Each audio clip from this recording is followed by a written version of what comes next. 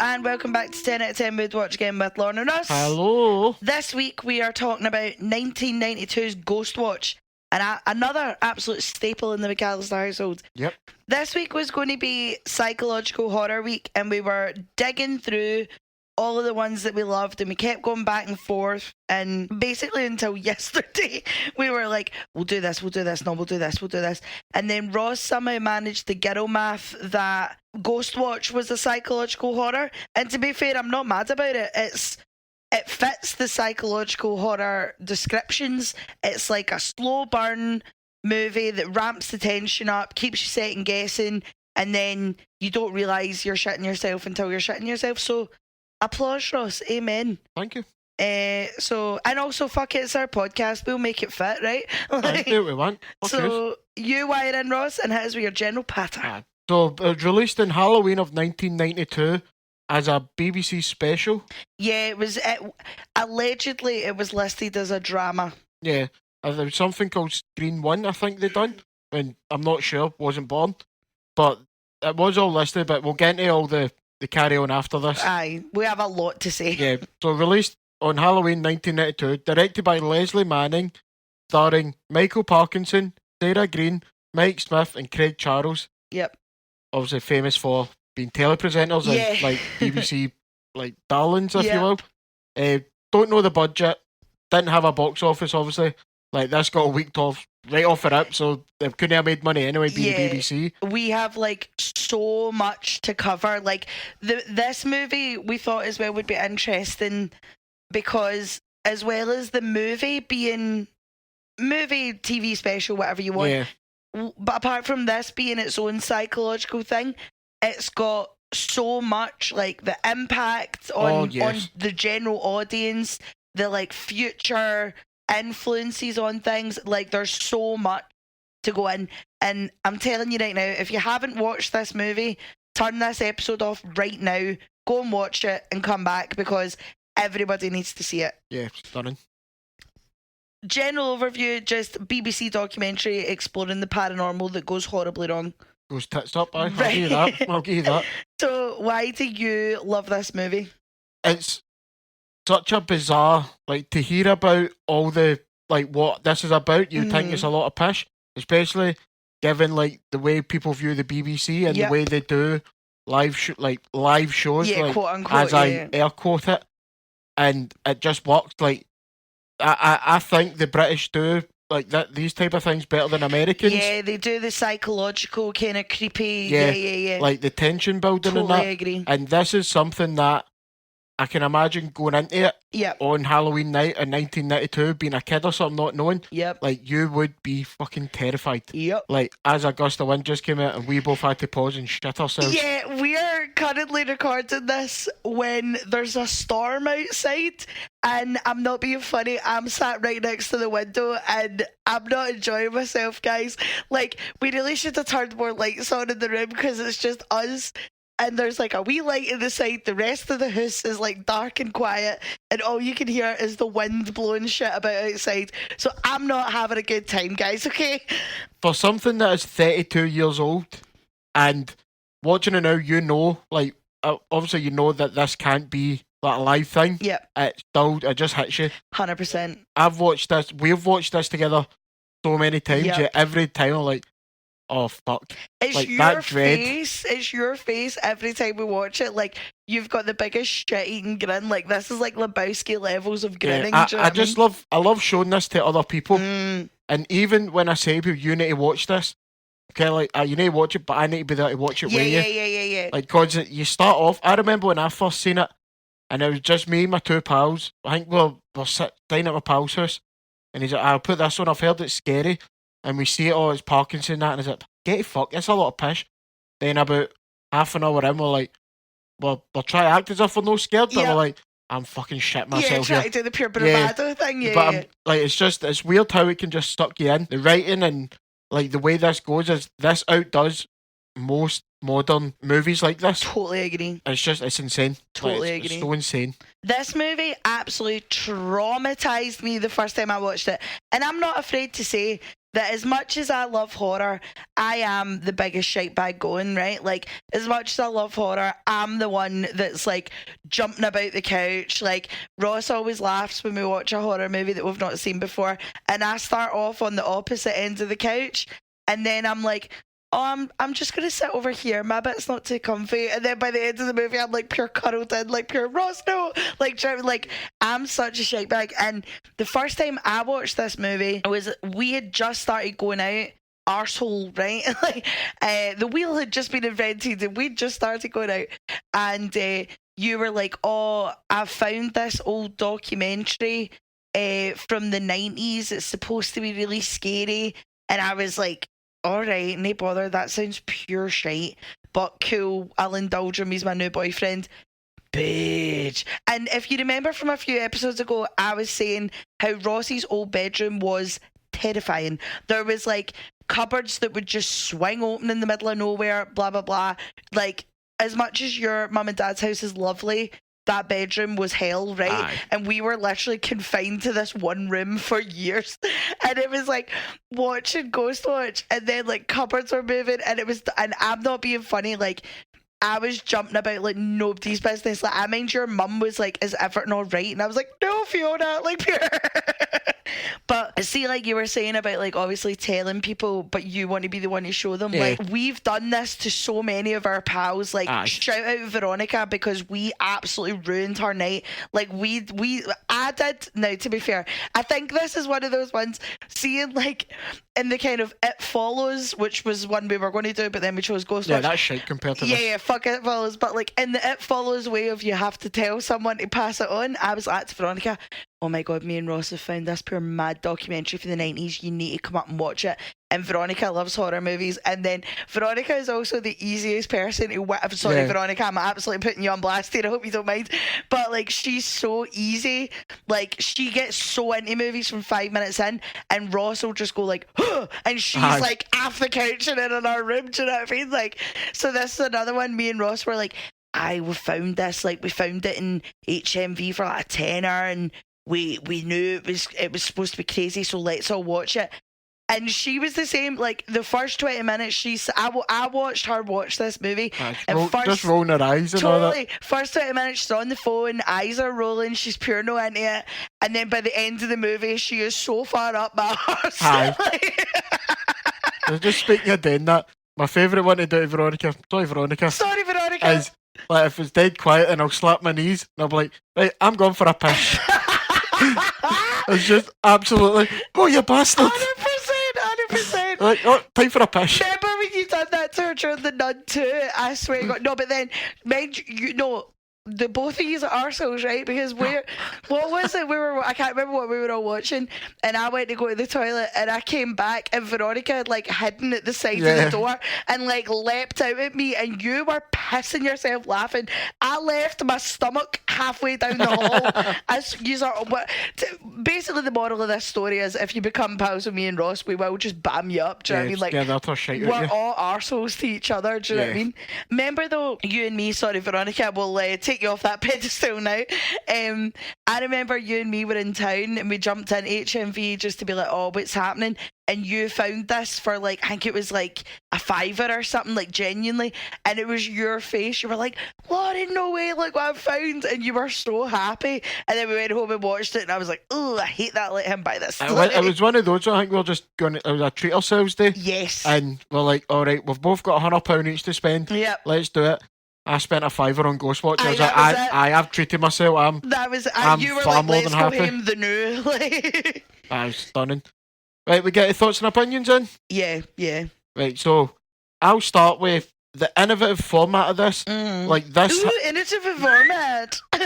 like this, as far as I'm aware and for what I've looked up, had never been done before. Nope. Especially by the BBC or Yeah, in man. the UK. The BBC, my love. The first of its kind for what I can see. Yep. How this has also managed to make a whole genre of horror films, of 100%. movies in general.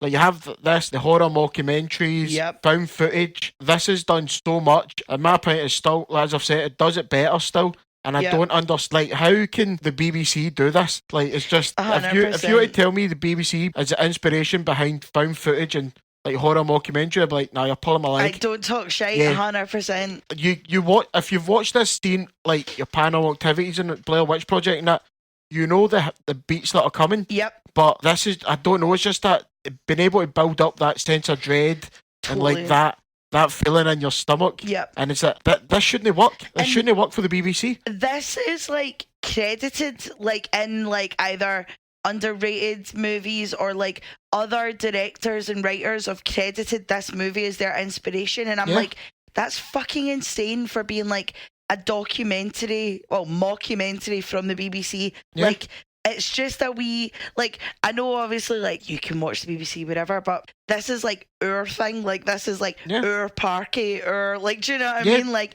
and it's went on to be that, I mean, obviously at the time I don't think they thought that this was going to have the impact that it has.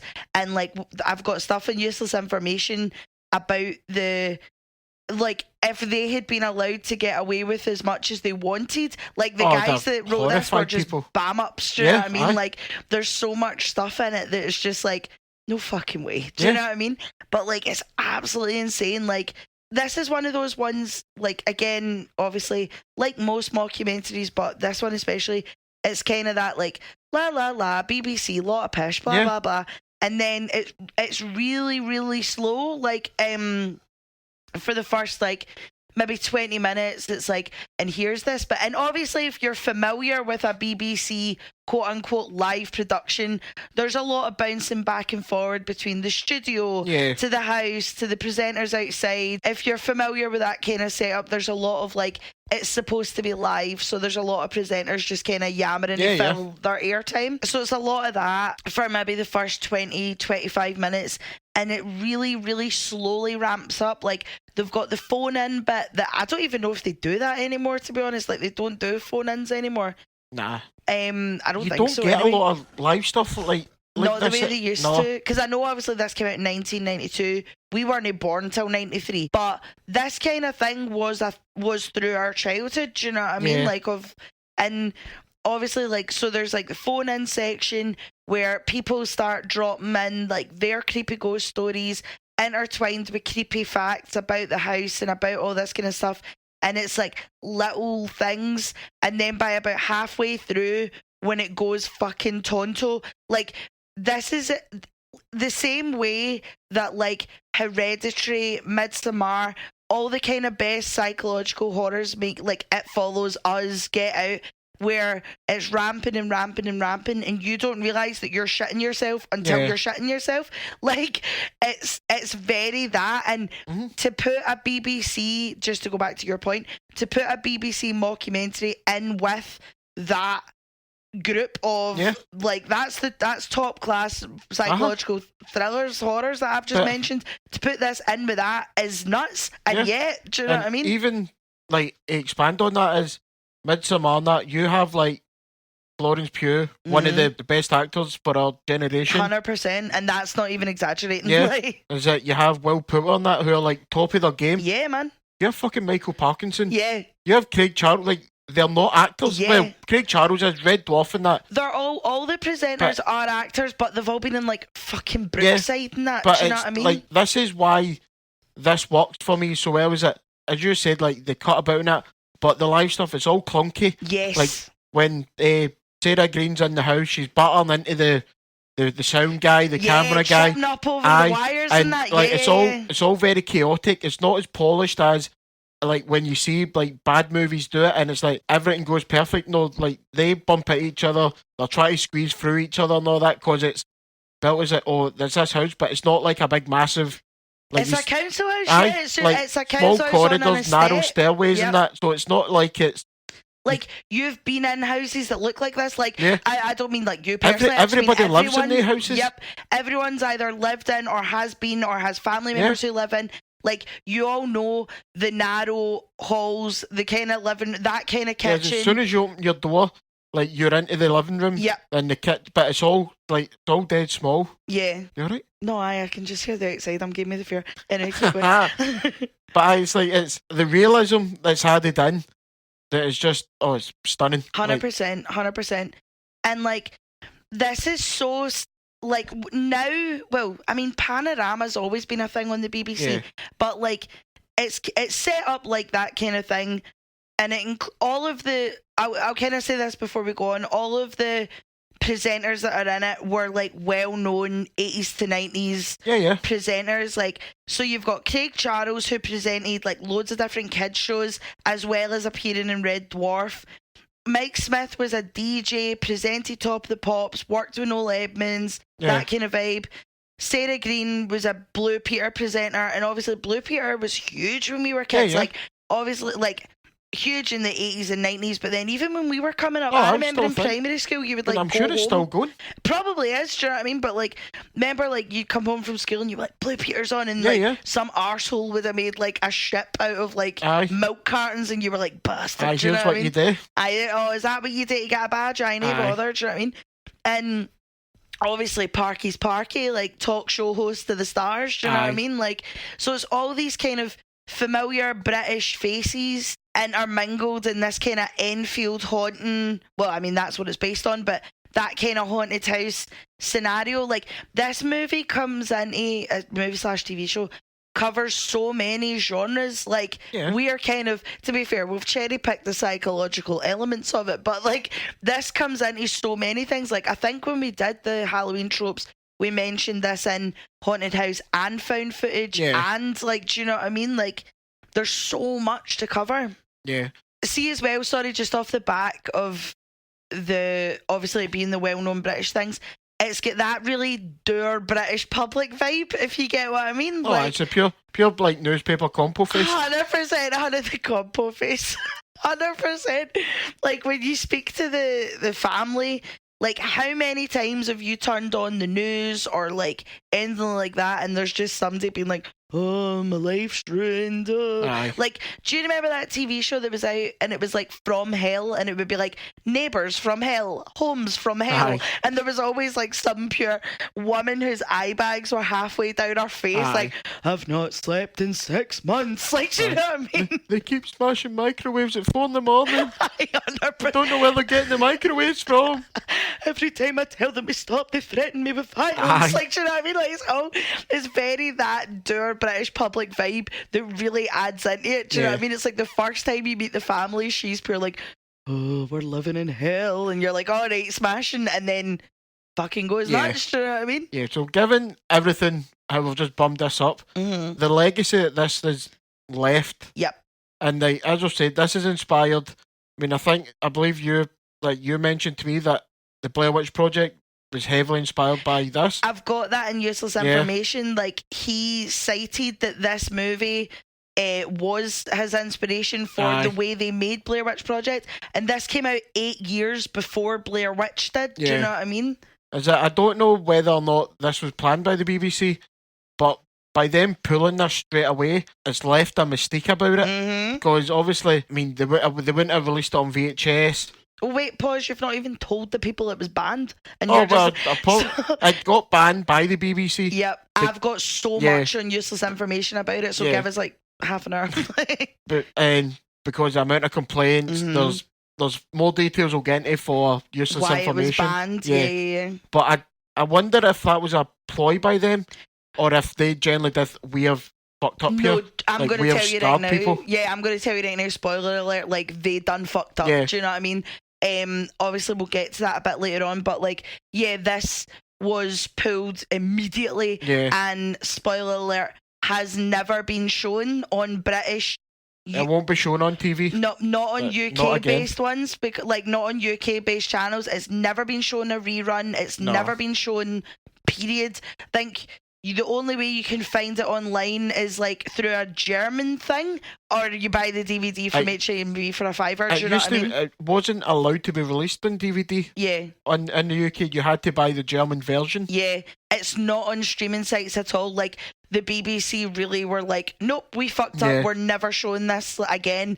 And then obviously we found it and we were like, fucking incredible. Yeah. But like you say, it's added to that mystique. It's added to that, no way. Like, it's underrated for a reason, because not a lot of people have seen it, you know? Other than if you could have watched it at the time. Yeah. Like, on like Halloween 1992, then Fuck that, by the you way. would not have seen this. Nah, I'm Like, in the UK susceptible as especially. shit. Yeah. Like, Especially not having access to no internet, like not in the way that we that know we it do now, where now, we yeah. could find this on a million things. So it's all word of mouth. Like, Yep. if you like some teenage kid that watched this, then you're going to college and you're like, did you watch that last night? Is it no?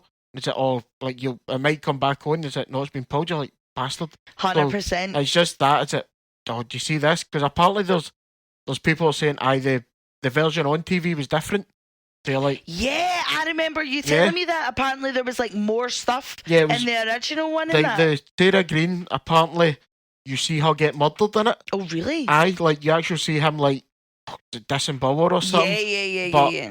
It's all been proven false now because Aye. internet ruins fucking everything. Aye, of course. But at the time, like being like 10, 11 years old in 1992, watching this, being like, what the fuck have I just watched? And then, like you say, word of mouth, but then as well, Chinese whispers of you saying that she got disemboweled. There was probably all these different Chinese whispers. So this is going to have been built up in your head as I'm like, what the fuck did we just watch? Do you know what I mean? It's creating 100%. a buzz.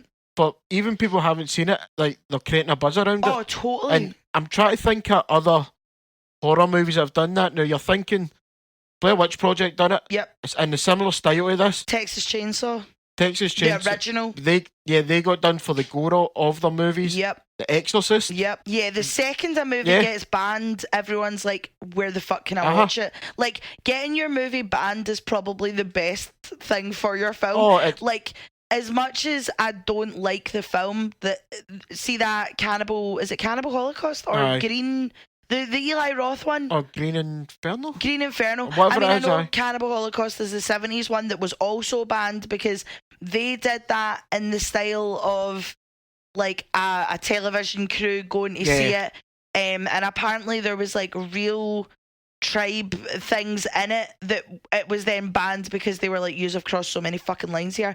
But then even the Eli Roth one years later got banned, immediately went through the roof. Like, I'm no into that kind of thing. No, it's not my type of horror, no. Totally. But your movie getting banned's the best thing ever. Like, even in school, like, I remember like things would be like somebody would find their dad's VHS of some horror movie, and then everyone in school would be like, oh my god, have you seen this? Oh my god, have you seen that? And it's all that like pure, especially when you're a young kid to a teenager, and like you're trying to be a big brave boy, do you know what I mean? And it's like, fucking insane. Like, even that, like, look at Late Night with the Devil. Late Night with the Devil. That's basically Ghostwatch. Yeah. Like, beat for beat. Yep. Like, follows the same thing. And Ghostwatch is, if the guy who does that doesn't mention Ghostwatch as an inspiration, then he's a liar. He's lying. Yeah. Well, that's the thing is, see, when you Google Ghostwatch, how Google does that, like, more like this feature? Yeah. The second option is Late Night with the Devil, and the third one is that Lake Mungo. You will need to watch that. We've never seen it, but it is one of those ones, apparently it's the American shite version of Ghostwatch, and I'm like, fuck it, I'll watch it. Yeah, watch, aye. As soon as it's a psychological horror one, is one thing I appreciate about this movie, and it really does add to like the psychological horror elements of it, is there's no jump scares. Nope. Like, you get one, well, I say there's one, but it's not intended as a horror thing. It's when Craig Charles jumps out the cupboard. That's a break the tension jump comic scare. relief moment. Yeah, 100%. But it's, as we said, like, first 20 minutes, it's just like you're watching a BBC, your typical BBC show, and you're like, this is pish. Like, the way they do it, they slowly bring them in. Like, you only see little shots of them, or it's like little glances. But is it him? Is it somebody there? Then it's like, once the phone calls come in, is it, I seen something there? But then it goes back to footage and he's not. Then you're like, I'm not thinking that. Like, I'm looking too much for it. So I've got a list of the pipes viewing. So basically, again, if you've not seen this movie, get up your life. Come up to our house. We'll watch it together. There is a website that tells you like where all the they've sightings got nine sightings of them. Apparently, there's 13. Yeah. But like the directors came out and been like, oh, there's one that nobody's found. Yeah. So basically, like, kind of in the style of Paranormal Activity, it's one of those ones of like you look into a corner and then you look back and he's not there. So Some of the sightings include, apparently he's on the patio at the very start. We had to look, couldn't find him. The bedroom, the bedroom by the window. So basically, there's a camera in the corner. The lights go out, and you can fucking clear as day silhouette of him, yeah. see the silhouette. And then she says, "Can we rewind that to double check?" And it rewinds it, and he's no there. So you're sitting there like that. Maybe I was wrong. There's the voice on the tape. So what's her name, Dr. Pascal. Dr. Pascal. She's been kind of studying these kids, and she does that thing where she puts water in the kid's mouth and is like, let's see what happens. And then the ghost starts to talk through the kid. But while you're hearing the voice on the tape, the shadow of Pipes shows up behind the woman. Yeah. And the thing that this movie does that's really smart is every time you see him as the movie goes on, he gets more and more stolid. He gets more and more corporeal. Corporeal, fucking take a tenner for that one. There's a part where Craig Charles is going to speak to a big group of people. Yeah, he speaks to the two women. That's another thing. Before you even see Pipes, these women are telling these like really grim stories about things that happen in the neighborhood of like kids have went missing, were never found. There was a pregnant dog whose like fetuses were scattered everywhere. You're not seeing. Got eviscerated, and the dog. And the kids have like the kids who saw it were never the same. They didn't sleep right for weeks. But like you don't see anything. You just hear these people, like saying the stories. And it still hits, do you know what I mean? Oh, yeah. And then as Craig Charles is coming back, you see the full Pipes, like, coat, well, dress, nay eye, blah, blah, blah, everything. Then also, there's a part where you hear everything banging about back in the house. She goes into the kitchen, and you see Pipes in the patio door. Yeah, they sort of pan over, and you see him behind them, but it's obviously the reflection. Yep. Yeah. And then there's also, you see him in the cupboard under the stairs, because I'm sorry, the whole way through this movie, they call the cupboard under the stairs a glory hole. And that hasn't aged well at all. And then there's also different bits where, like, the static comes in and out, and you see, like, the silhouette in the static. There's also another time where you see him in the bedroom, and he's proper solid, and he looks like he's lunging, and then the camera comes back, and he's not there.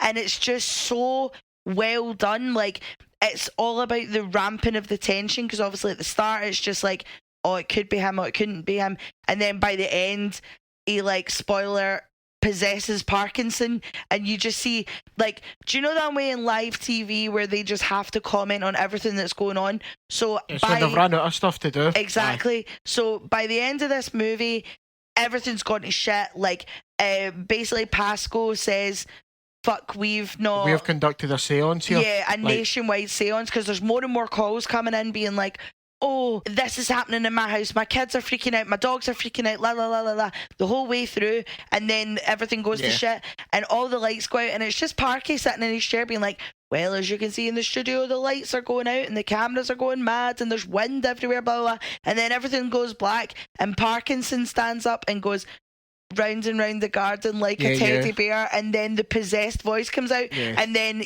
all you hear is like a cat scream, and it fucking ends. And I remember when that ended the first time I watched this, and I was just sitting there like, I didn't move, and you were like, did you enjoy that? And I was like, don't fucking speak to me. Like, it's like you have all the sightings, the smart way they do it, and it's as if it's like, right, oh, we see the ghost, oh, these people lived here and that, but then as it more ramps up, it's the calls, and it's like, oh, you met, was it Mary, whatever her name was, lived there? Saying, oh, we've got records out. So, yeah, but they subletted a room. Yep.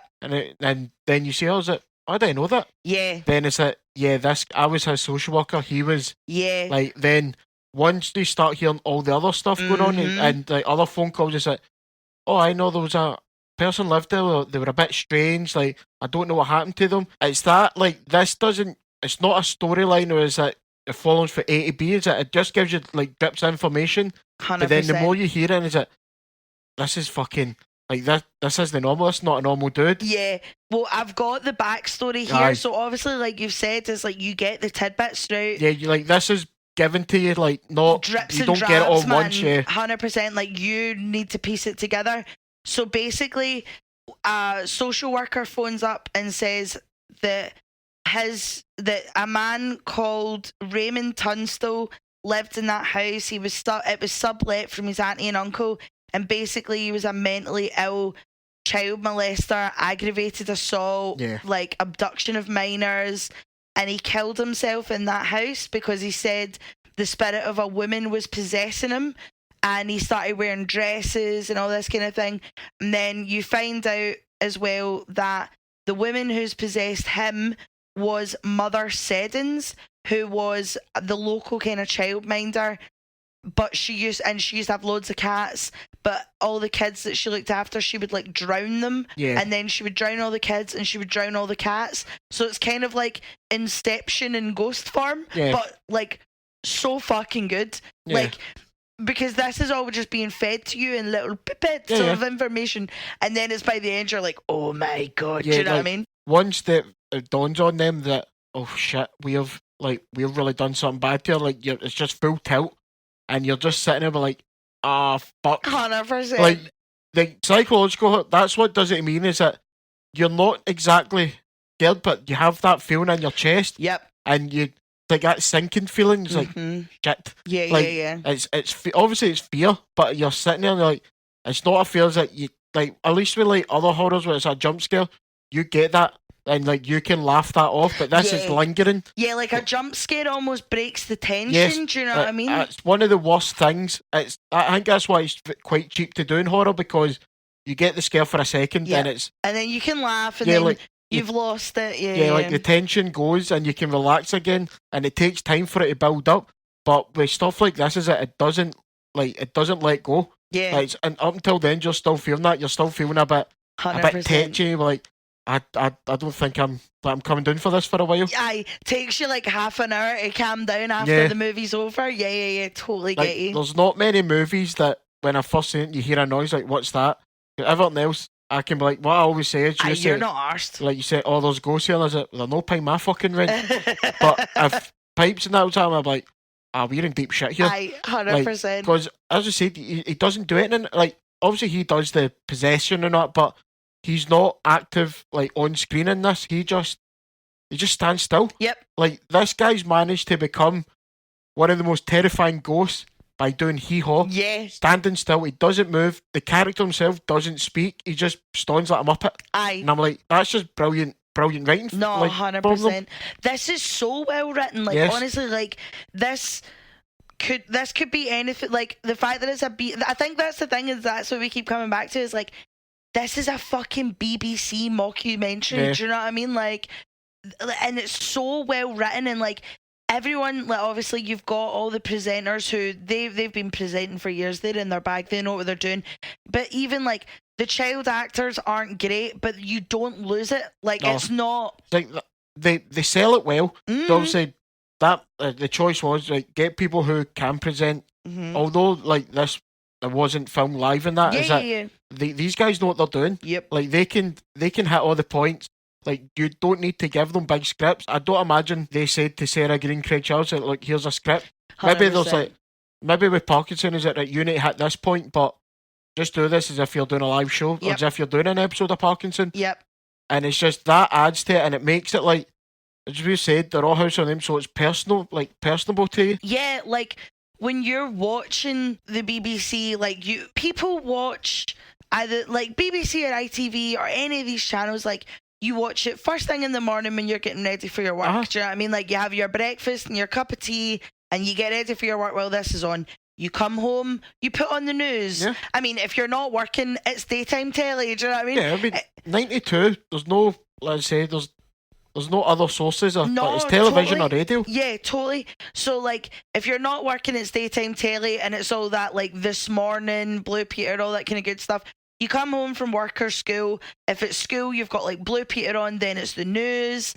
Then after that, you're sitting watching the telly, and these people will be presenting like other shows throughout the channels. So like, they're ingrained in your day. Like, you're very much like, and I know that might sound you daft. almost know them. Yeah, totally. And I don't know if that sounds daft or sounds a bit parasocial or what, but like, when you're watching this throughout the different points of your day, like, you do feel like you know them, and you do feel like, oh, they've, like, do you know what I mean? So obviously there's going to have been people who They're came so into easily this. recognisable. Absolutely. Like, it's not just some faceless, like, YouTuber. Yeah. Because it's obviously nowadays with digital television and that, is it? A lot of people aren't really watching it as much. Yeah. I remember as a kid, before going to school, me and my mum would watch, like, I can't even remember what was on before, like, fucking Good Morning Britain or something, but like whatever, like This Morning or whatever, that would be on first thing in the morning when I had my Weetabix and I was getting ready for school, and then come home from school it would be CITV or like BBC.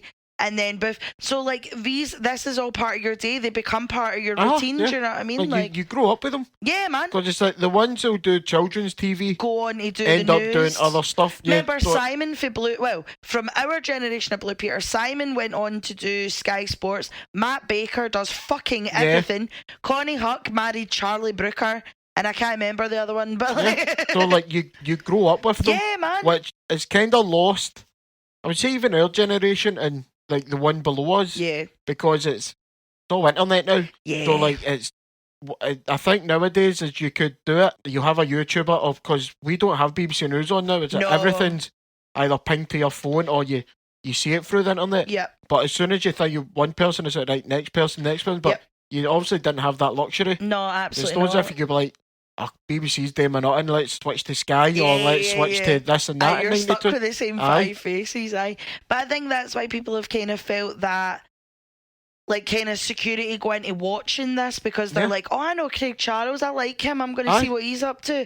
He's good in Red Dwarf, like, let's get a switch. 100%. And that's the thing is, like, at the start of this, allegedly, there was, it's not on the DVD, that's why I'm saying allegedly, apparently there was a "this is a drama, calm yourself" message before it, but if you missed the first 10 minutes you're walking into this being like, what the fuck's Parky talking about paranormal people for? I've done a lot of research on this movie.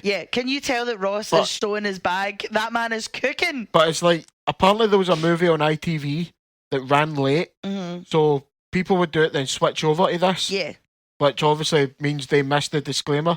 But according to like sources, i.e. people I've spoken to and internet folk, like I've done deep research, guys, is that on the Radio Times it said this is a drama, any TV listing, channel listing, like magazine or whatever it is at the time, be like, no, like drama done by, like, starring, and it gave you a cast list. So to anybody reading that stuff, it's pretty obvious. But there'd have been a lot of children that wouldn't have read the Radio Times or you're not like reading the that shit. TV guides. Yeah, what's on? Yeah, and if you missed it, if you're watching that other movie at Halloween, then you come out of this, you're like, what the fuck am I watching? Yeah. And it's just, Stephen Volk planned a lot of, I believe he planned a lot of this. Trust and believe. We'll get into it, but he planned a lot of the stuff that was going on. Trust and believe. Like, just to get into it, like, we spoke about that, but see from like a filming standpoint of this, is it how it can cut, like, between the live bits and that, to do that in like in a mockumentary style, it's never been done. Late Night with Devil, not so much, because that's more 70s based. Yeah, though, but do you know what I mean? But that's more like you can tell that's a movie. Yes, because when it cuts to the advert breaks, it cuts to them talking at the side, kind of thing. So 100%. Like the immersion that you're watching this, not live obviously, because it tells you it's going back. Yeah. But you don't get the feeling that it's a talk show. Yeah. Because you're seeing it. Yeah. But that and like the sound design in this is unreal. Insane. Like, you're cooking, Ross. Like, I just don't. Your bag. Like, I don't see any other styles of this movie, like mockumentary, like found footage, and I don't see anyone else doing it. No. And I don't understand how a 34, I said, wasn't it? Something like that. 34, 32-year-old movie, like, can still be the best at this. And like you're saying, like, the fact that this is over 30 years old, like, it holds up. Do you know what I mean? Like we were saying at the start, like, we've shown this to people and they've still been freaked out. Do you know what I mean? Like, and that says so much. Like, because there's things like, in the nicest way possible, I like Blair Witch Project. Some parts of it haven't aged well. Do you know what I mean? Like, and there's movies that you watch that are very of their time. Do you know what I mean? This, you can tell, is part of its time, but it's a setting that you're familiar with if you grew up watching British telly. Do you know what I mean? Yeah, you like obviously you know now that this wasn't a real seance and that. Yeah, Obviously, yeah. hence why we're still here and Aye. not possessed by big pipes. Ooh. But it's more just as a movie alone. If you can buy into right, like just put your mind to it and be like this is a live thing happening. That is it. There's nothing in this for me anyway that can take you out of that. No, absolutely not. It's like obviously, as I said, it's not real. Like we get it, but it's how they're still able to keep you in, and it's just fantastic, like fantastic, man. 100%. See, bouncing into your point is like, so there's a part in the movie where you see wee Suzanne banging on the pipes, and she gets caught on camera faking it, and she starts freaking out, being like, but you wanted this, like nothing was happening, we had to show you that this was real and all this kind of thing. And obviously it shows you that and you're like, oh bastard, do you know what I mean? And then it's the how Parky and all that try and recover from it. So like he's sitting there and he's like, well folks, live on television, you've just seen a fake blah blah blah. And then you've got the doctor being like, no, this is real, like we've done this and this. And then Parky at one point is basically like, I will wrap up early, there's another show coming on.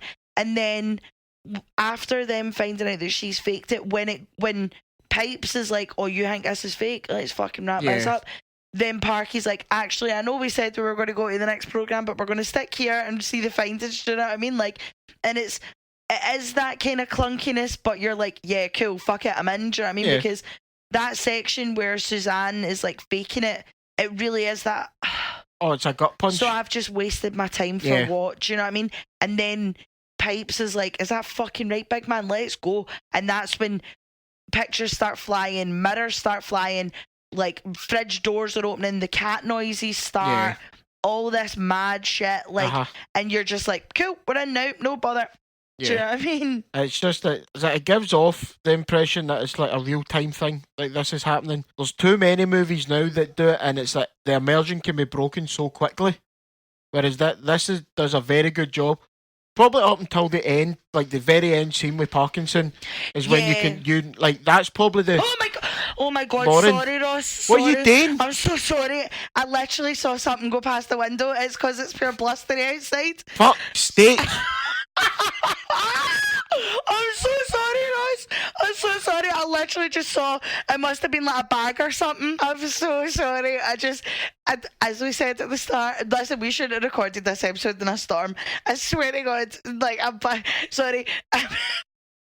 You're a fucking dick. I cannot believe you. I'm so sorry.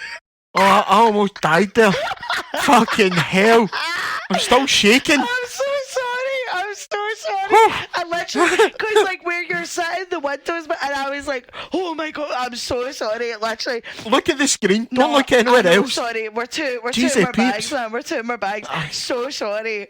Anyway, you were saying about Parky. I'm so sorry. You know what? Fuck Parky. I'm done. I'm so sorry, Ross.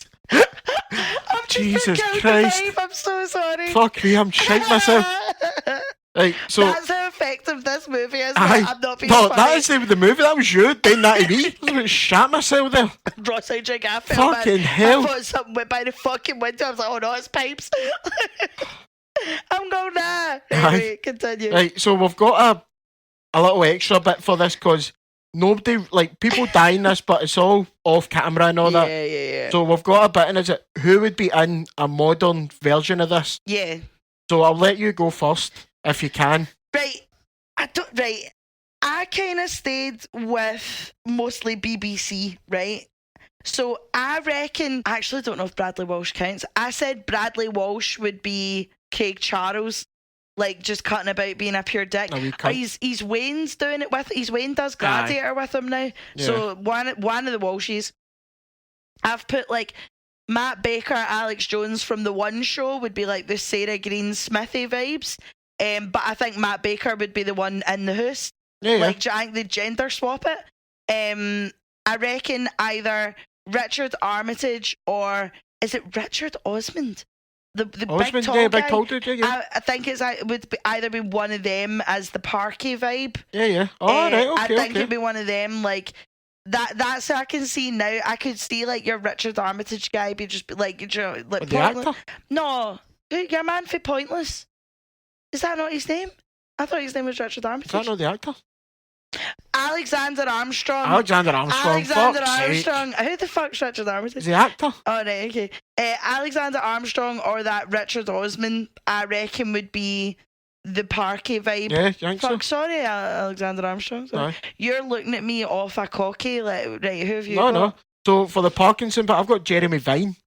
Jeremy Aye. Vine. Like, Oh my God. Because Yeah. in this movie, Parkinson Is a does cunt. not give her the time of day He's such up a until the sassy end. Like, prick. Yeah, until it all starts going really Pete Tong, Yeah, he's yeah, very yeah. like, what?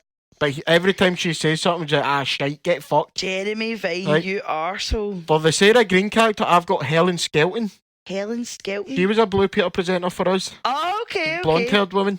Oh my God, yeah, I forgot all about Aye. her. I am with you. For the Mike Smith character, I've got Dan Walker. Yes. And for Big Dan Walker, does he not do all like the... does a lot of the BBC football stuff and all. I think he Aye. does Channel 5 now. Oh, does he? But Aye, I've aye. got Craig Charles as Matt Baker, Yeah. the wee happy chappy. I love Just- Matt Baker. Aye. Right, Like, I okay. think that's who I've got. Right, okay. Aye, cool. Listen, I could see us either way, do you know what I mean? Yeah. I think it would be really interesting to see them do something like this now, but I don't know if they could, and plus I don't want them to remake it, do you know what I mean? the internet would kill this dead now. 100%. Like you would need, you could only view this as a drama thing. Yeah. And if you want to do that, watch this. Yeah, 100%. 100%. No, I totally agree. No, good shout, Ross. Good shout. But if it can't get Matt Baker, what about Matt Berry? Now, he could be Pipes. Oh my Like, God. just have what's his guy in What We Do in the Shadows? Laszlo. I just have Laszlo as Pipes. I New York City. Like, just have him doing that. I don't give a fuck. His name's Mike. Yeah, Colleen Robinson. Like, just him being Pipes. That'd be hilarious. I'm in. No, stunning. 40 out of 10. Dive into favourite scene. Yes. So I've done a favourite scene plus like my favourite pipe sighting. Oh, so you can tell me that? Right, cool. Right, I'll just make this up on the fly Aye. then. There you go. So my favourite scene is it's near the end when they really starts hanging the house and the girl's in the corner and Sarah Green goes to get her and it's a Oh, full yeah. possessed voice. And she starts doing the Like, what you can pretty see- eyes you have. You Yeah, can yeah, see yeah. it in her eyes now. I was like, that's creepy. Yeah, that's creepy as fuck. shit. Yeah, 100%. Like that's the first time you proper see, like, because the two girls in this, they can't act for toffee. No. It's a sin. No, But- but it doesn't take away. I don't No. think. Like, It's not as bad. It doesn't take away as much as what it should. yeah, But yeah, as soon as you see that bit, and it's like, oh, they've done that well, because it's almost like a whole face changes. 100%. But she's just like there, like just Staring dead, at her mum. just staring like at nothing, and that's really creepy. 100%. And my favourite Pipes one is the Craig Charles walking about. The first time you see him actual and physical, like you see a physical Yep, depiction of him. 100%. My favourite scene was either going to be just see the last 10 minutes where everything goes to It's shit, the finale. or see the bit where. So obviously before this, they tell you that Mother Snedden used to drown cats, Yeah. and when she drowns her bunny, and she's sitting there like, Pipes told me to do it. Yeah. I'm like, did he? Aye. Fucking did he? Heals the eyes, then it just cuts. I was like, oh, yeah, Jesus, 100%, Pipes. 100%. And my favourite pipe sighting, I'm going to say, is see when the tape is going and Yeah. he just kind of appears behind her and then swift fucks off. Yeah. Like, yeah. That's my favourite ones. Right, I'm going to dive into useless information, Yes, go for and I've not told you any of this, so I think Nah. you'll like it, right? So, Stephen Volk was inspired by the original War of the Worlds radio play and the realism of that at the time. That was another one where like people genuinely thought aliens were coming. Do you know what I Yeah, mean? that I can see that. Like that's very up Yeah. his, like that had the same effect for the radio. 100%, Yeah. 100%. So, Ghostwatch was banned in the UK after the public's reaction. It was deemed that there was a deliberate attempt to cultivate a sense of menace, and it was ruled that the programme was excessively disturbing due to the graphic images of child harm and references to child abuse. Child harm, she just has scratches on her face from when she gets possessed, but I get it. Like, It's funny because this week we seen Terrifier 3. yeah, Seeing that, then thinking back in '92, that that's a bit much, is it? Mate. We seen a guy like basically get cut in like two of his also. Yeah. Like yeah. just breed 4 days ago. Yeah, this is too extreme. 100%. The British public in the 90s. Aye. Um, Beige bastard. It was further stated that due to the presenters being mostly children's TV presenters, this gave parents a false sense of security that this was a safe show for their children to watch. Ah, pish. Right, I'm not being funny. There was also a comment as well that it was too close to the 9 o'clock watershed. I feel like anything after 9 o'clock, it is. Should be fair game. Yeah, it's parents' discretion, because you get like I'm a celebrity, get me out of here and all that on at night at 9 o'clock, right? But if there's a program called Ghostwatch on Halloween and you don't think your kid can cope with it, that's on you, man. Do you know what I mean? That's on you. So the show has never been aired in repeat or rerun form on any UK channel since its release. An 18-year-old viewer who suffered from mental health issues and learning difficulties committed suicide 5 days after the show was aired. His family home suffered from faulty central heating issues, which caused the pipes to clatter and knock within the walls. The viewer was so distressed by these issues that he linked them to watching the TV show, thinking that the seance had affected his house. He wrote in his suicide note, "If ghosts are real, I'll see you soon," kind of thing. His parents went on to blame and attempt to sue the BBC for the loss of their son. The Broadcast Standards Commission initially refused their complaint, but after going through court proceedings, they stated that they would issue a warning before any TV shows of this nature were aired, and that they would take their duty of care to their audience more seriously. Yeah. There's obviously more backstory to that, but I don't really want to get too much into that because that's kind of its own thing. But that was another huge story that got this movie like banned to shit. Yeah. Basically, they were like, people are dying, do you know what I mean? An article was published in the British Medical Journal in 1994 that advised and gave evidence that 2 11-year-old boys were having Ghostwatch-induced PTSD. These were the first reported cases of television-induced PTSD. So this is another thing, like you say, like obviously this adds to the mystique of the movie, do you know what I mean? Yeah. Apparently, like years later, there was like an 8-year-old boy who watched Casualty and got PTSD from it, and they went mental at Casualty because that's on before the watershed. Like I used to watch Casualty with my mom, do you know what I mean? What fucking episode of Casualty was that made people... I don't remember. Fucking bonkers. Like Casualty was like tame ER. Do you know what I mean? Like ER was on at like 9 on a Thursday. Do you know what I mean? And ER was fucking mental. Casualty was just like, oh no, I've stubbed my toe. Do you know what I mean? Like it was never that deep. The showmaker, this is when you know they were fucking bam ups, right? The showmakers originally wanted to include a high-pitched tone throughout the show so that it would agitate dogs watching the show, which would then add to the immersive drama. But this wasn't possible due to soundtrack restrictions.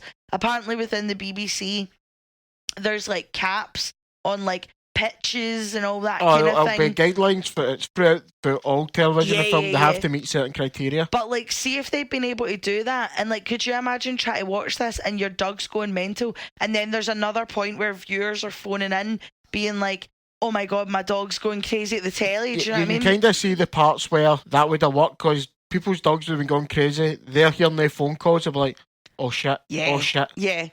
I wonder because I'd have shat myself. Remember the scene with the glass?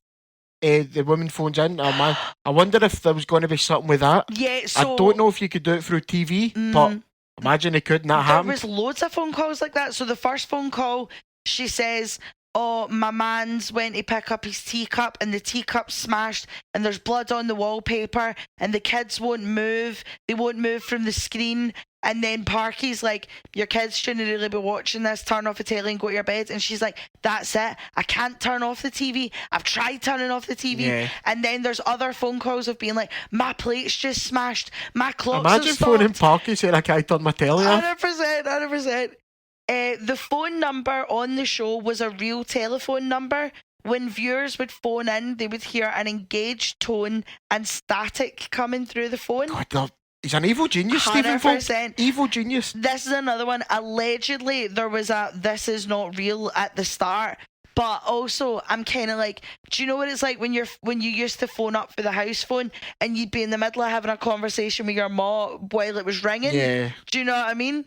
And so I'm assuming like loads of people have been like, "Oh, shut up! I'm just phoning this," and then it started ringing in the. Do you know what I mean? So again, I don't blame people for not hearing that if they didn't hear that. As I kind of said earlier on, the makers of the Blair Witch Project reportedly watched this movie and cited it as a huge inspiration to their film. And I'm not being funny. Once you watch Ghostwatch, you're like, "I kill Blair Witch. I see what you're doing." Yeah, you can see it. 100%.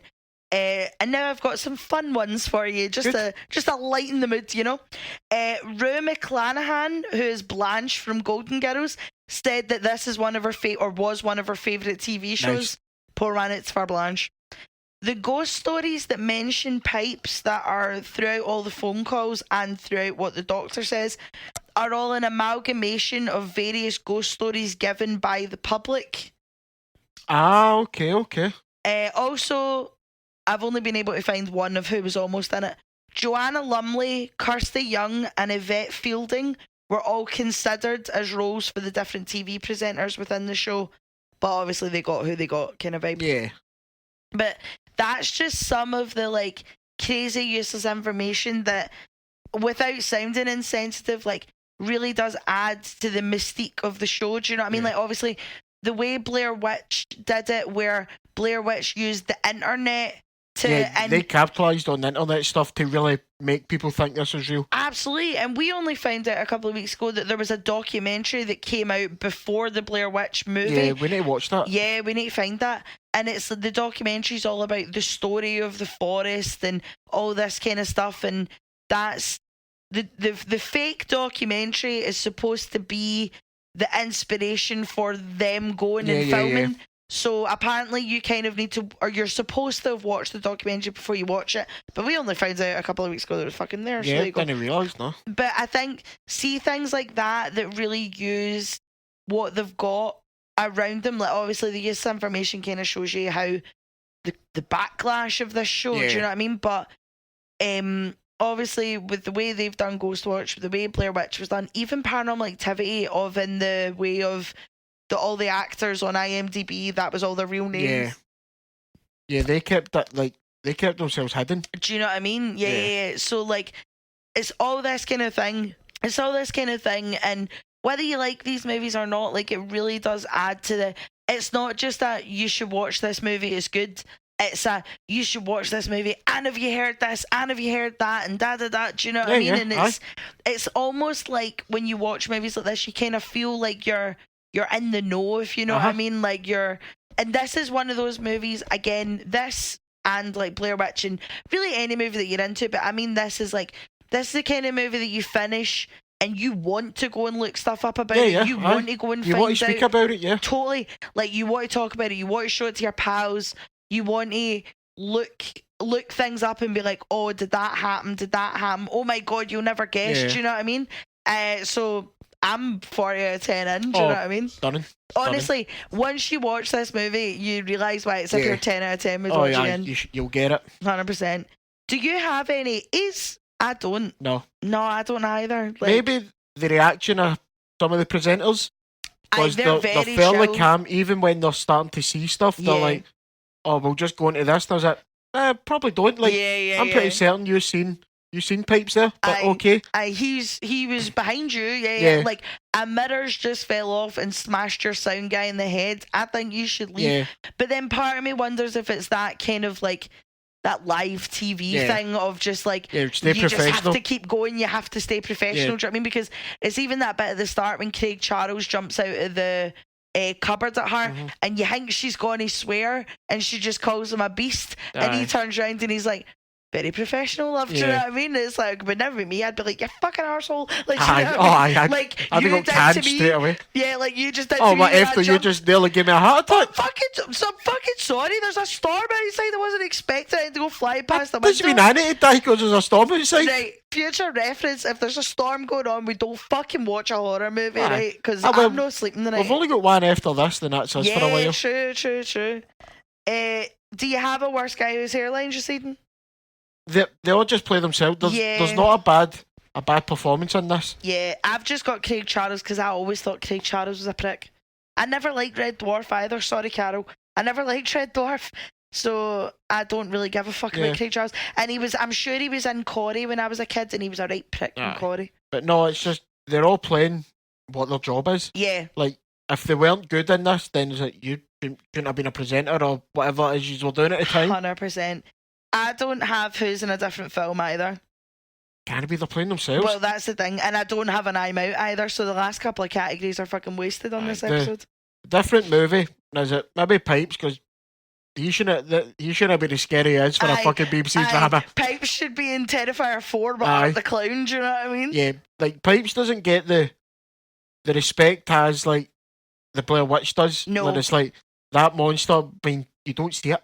No. Yeah, it's like fuck Blair Witch. 100%. 100%. But obviously this isn't as well known, and I think that's the thing, is like we said earlier on, like the BBC weeking this off the air did good and bad for this, because I wish more people had seen this movie. I mean, to be fair, I didn't know it existed until you showed it to me, but I wish more people had seen this film, do you know what I mean? And I really, really hope, like, if there's any way you can find to watch it, or see if you want to come up here and watch it, or if you want to load up our DVD, like, let us know, because you need to see it, because I've got a horrible feeling this episode's going to come up and loads of people are going to be like, what? Do you know what I mean? Just watch it, guys. 100%. Listen, if you've got this far, fucking watch it, do you know what I mean? Yeah, this didn't benefit from, I think if this was done maybe even like 98, 99. Yeah, 100%. And like it could benefit from having like the internet, start of the internet forums, like, and chat rooms and that. Like this would have exploded. 100%. But it didn't, and you know what? Tough. It's underrated, but for a good reason. Do you know what I mean? It's underrated the fact that nobody's heard it. Aye, 100%. That's alright. Once you watch it, everybody I know has been pretty convinced that this is decent. Yeah, 100%. I had said to Veronica before we started recording this, I was like, by the way, I hope you don't mind, I'm going to call you out on the podcast. She went, I stunning, what was the film called again? And I went, Ghostwatch. And she's just messaged me there going, fucking Ghostwatch. And I'm like, yep, that's about right. Anyway, guys, this has been our Ghostwatch episode. Thank you so much if you stuck this long. Next week is the final week. So we have, well, there's only one way to finish the final week of Halloween, and that is with a final girl. So, is that a role reverse final girl? Yeah, perfect. So we shall see you next week for the last spooky episode. Bye. Bye. Pipes is over there. Got any action, not on.